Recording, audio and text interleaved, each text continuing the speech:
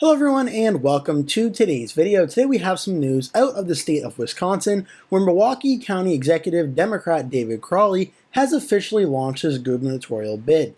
Crowley is now the second major Democrat to enter this race following Lieutenant Governor Sarah Rodriguez in what is expected to be a Democratic primary field according to Politico. So the Wisconsin governor's race is very interesting as the incumbent Democrat Tony Evers has opted not to run for a third term, leaving an open race. Now with Crowley running, he is the second Democrat to enter, and this is going to be a very interesting showdown to see what happens.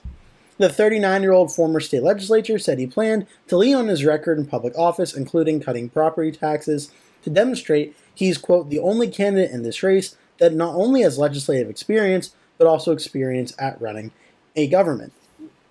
The issues we've led on here in Milwaukee County, I want to be able to scale those up to touch every community across the state, he said in the interview on Monday.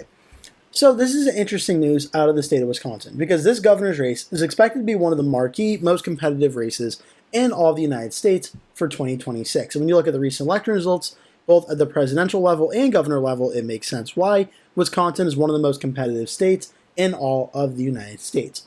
But first in the governor's race, David Crowley, the Milwaukee County Executive, now running, Sarah Rodriguez, the Lieutenant Governor of Wisconsin, also running. Three other Democrats notable Democrats have expressed interest in running include the former Lieutenant Governor and nominee for U.S. Senate in 2022, Mandela Barnes. He's expressed interest. Democrat Francesca Hong, a state representative from the 76th District since 2021, also has expressed interest in running.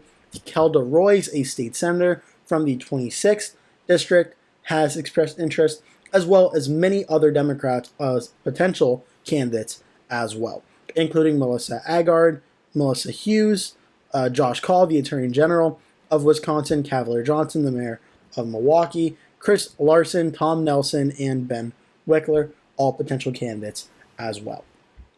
So the Democratic side is certainly very wide open.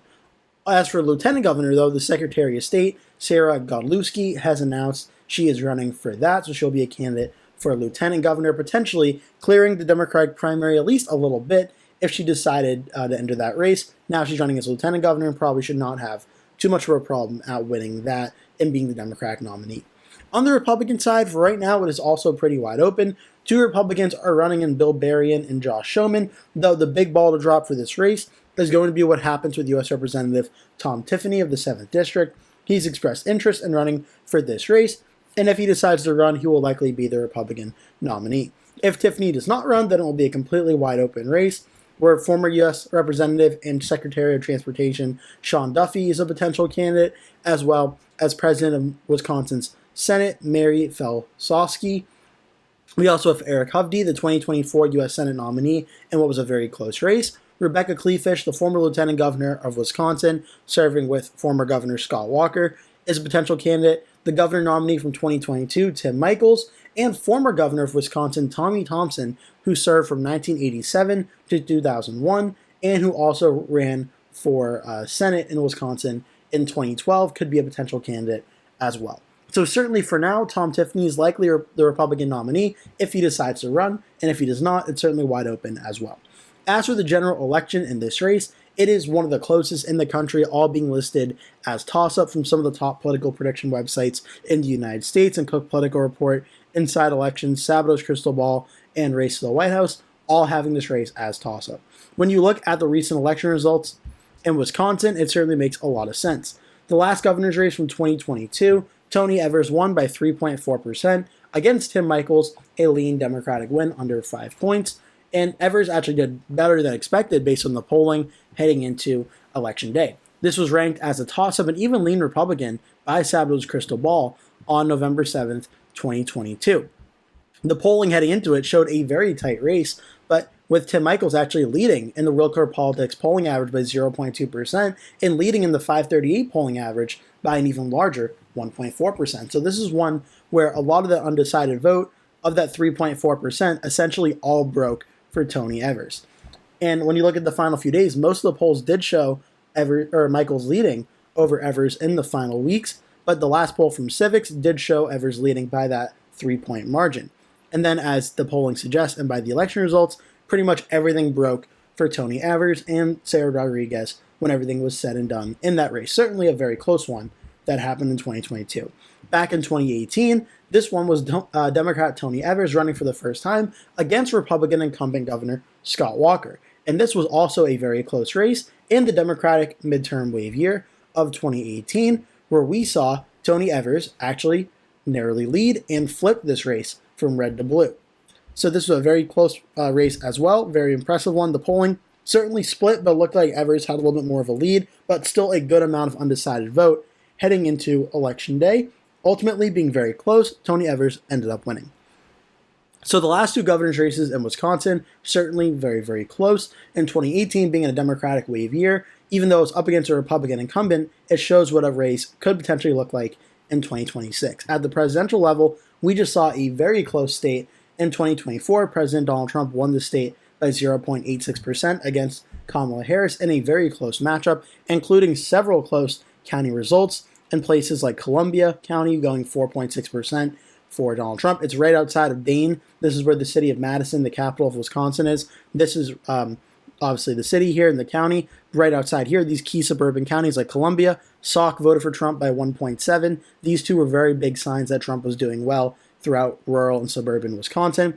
Also, closer results in Iowa County, 7.6% for Harris. Green, only 0.27 for Harris over Trump. Rock voted for Harris by 7.3.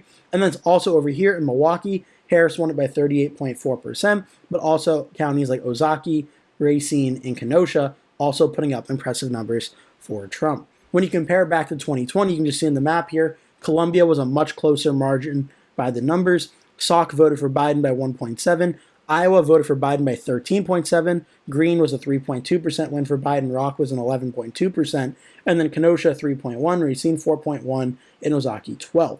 As for the cities themselves, Milwaukee was about a 40-point win, and Dane was about a 52.6% win. So Trump made about a little bit of some inroads here in Milwaukee and Dane. So these are very important areas to potentially watch for in Wisconsin in the governor's race. Now, prior to 2024, Door County in Wisconsin held a record of accurately predicting the winner at the presidential level. Back in 2020, Joe Biden won the county. 2016, Donald Trump won the county. 2012, Barack Obama won it. And so far and so forth, going back for a while. So, doesn't have the streak anymore after Harris won this county and Trump won it in 2024. But that could be something interesting to watch for as well, as we're going to see what the election results end up looking like. So those are some key areas to watch for in Wisconsin for this race.